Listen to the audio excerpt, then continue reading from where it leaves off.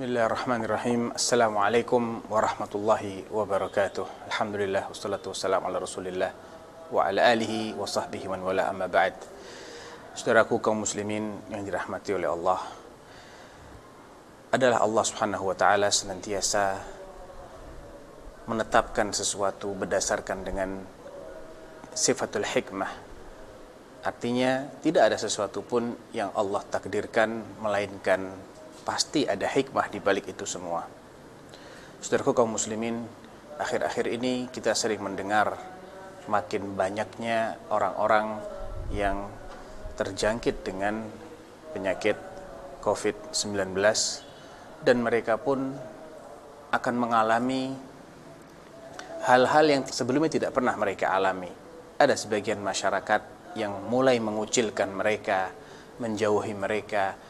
Bahkan orang-orang yang akhirnya meninggal sebagai PDP atau tersangka penderita corona tidak mendapatkan penyelenggaraan sebagaimana kaum muslimin pada umumnya. Dan ini akan menambah kesedihan pihak keluarga yang ditinggalkan.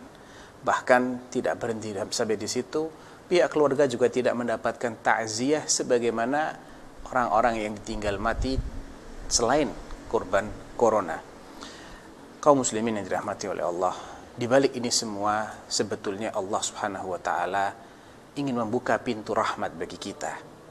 Nabi SAW pernah ditanya oleh Aisyah tentang penyakit taun, penyakit yang mewabah dan mematikan. Kata Nabi, itu adalah azab yang Allah kirimkan bagi orang-orang kafir, tapi Allah menjadikannya rahmat bagi orang-orang beriman. Jadi harusnya kita sebagai seorang beriman tinggal mengatur, menata hati kita agar apa yang sepintas nampak sebagai musibah ini justru mendatangkan banyak kebaikan.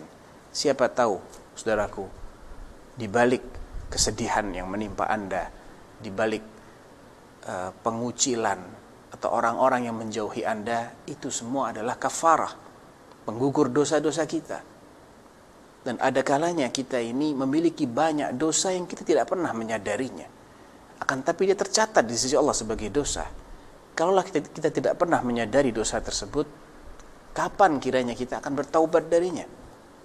Dan ini adalah sesuatu yang berbahaya, saudaraku kaum muslimin, manakala seseorang memiliki banyak dosa namun dia tidak pernah taubat darinya. Oleh karena itu, ketika Allah memberikan ujian kepada kita, yang dengan ujian itu Allah gugurkan dosa-dosa kita yang tidak pernah kita sadari, ini sejatinya adalah rahmat bagi kita, agar suatu saat kita menghadap kepada Allah tanpa membawa banyak dosa.